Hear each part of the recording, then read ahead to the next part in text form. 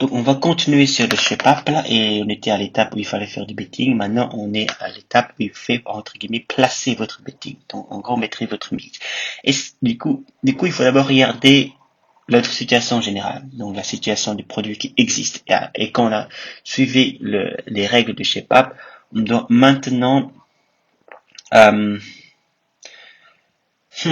donc en fait, il faut voir si le produit qu'on a chipé, c'est un peu comme, c'est comme si on essaie de faire une espèce de brouillon, une pièce de fourniture en fait et on va mettre ça dans ce qui existe déjà. Donc c'est ça en fait.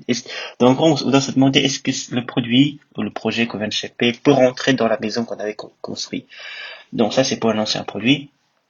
Et pour le nouveau produit, on doit se demander où est-ce qu'on peut rajouter ce produit pour que en fin de compte comment on appelle ça, euh, c'est un peu comme si on achetait de nouveaux meubles et on veut le mettre où ce meuble-là? Où est-ce qu'on peut le mettre pour que ça fonctionne bien? En fait, ça, c'est l'idée un peu si on veut mettre notre mise, on va le mettre où, simplement. Donc, est-ce qu'on veut le mettre dans quelque chose qui existe déjà, ou bien on faut mettre un nouveau produit? Ça, voilà. Et après, quand on se met en mode recherche et développement. Donc, le mode recherche et développement, c'est le mode où les gens commencent en quelque sorte à construire le projet en lui-même. Donc, la première façon de faire, c'est on doit prendre en fait sur des petites pièces de produits et on doit savoir que voilà, on doit construire ces petites pièces-là et on doit aussi savoir que on doit faire en sorte que le produit soit le plus flou possible. C'est bizarre de dire ça parce que on s'attend à ce qu'on travaille, on va découvrir d'autres choses qui arrivent. Donc l'idée doit être la plus vague possible, pas la plus vague mais la plus, on va dire concrète mais sans trop de détails, pour empêcher de tuer la créativité. Et ça c'est la première chose. La deuxième chose c'est que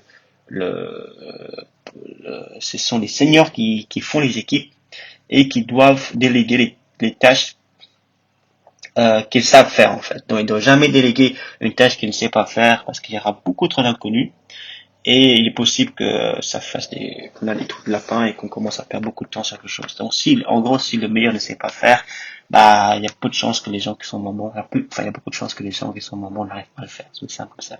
Donc, dernière chose, si on doit, qu'on étape les recherches et développement, le plus important, ce n'est pas de donner le produit. Le plus important, c'est de, tout simplement, faire les choses de la meilleure façon possible, voir comment c'est fait. Donc, et aussi d'apprendre comment ça marche. Donc il faut vraiment apprendre que ça marche comme ça pour avoir une idée claire de ce qu'on veut faire.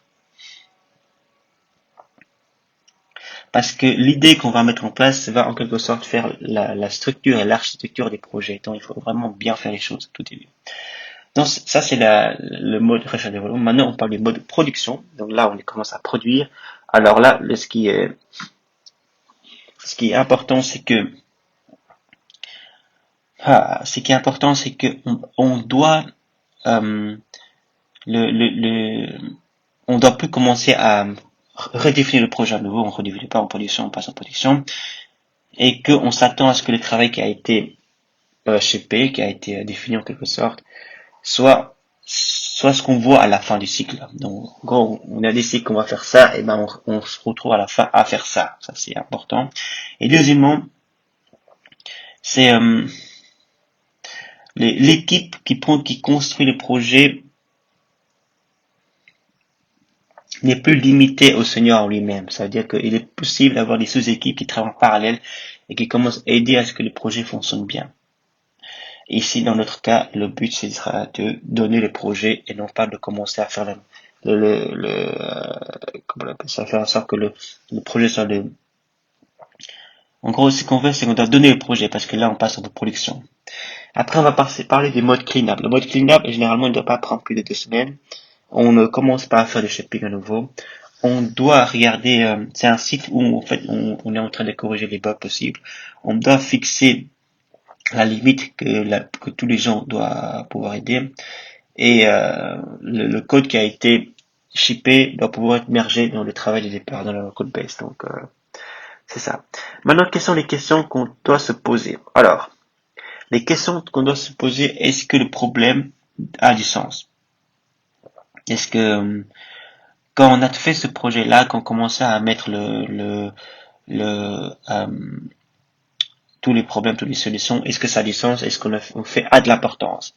On doit juste savoir que parfois il est possible de faire 20% de changement pour 80% des bénéfices. Il faut juste penser à ce qu'on peut apporter le plus de valeur possible en travaillant entre guillemets le moins.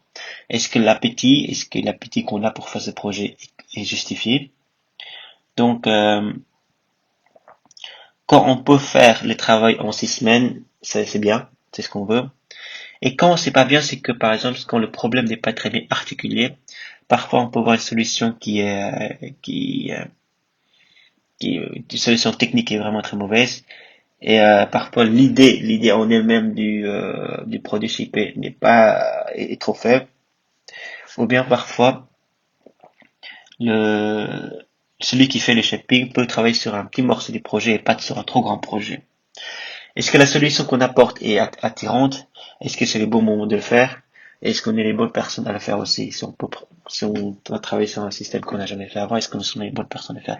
Voilà, ça c'est l'étape du betting. Et la prochaine fois, on va parler de l'étape qui est de la construction du projet tout simplement.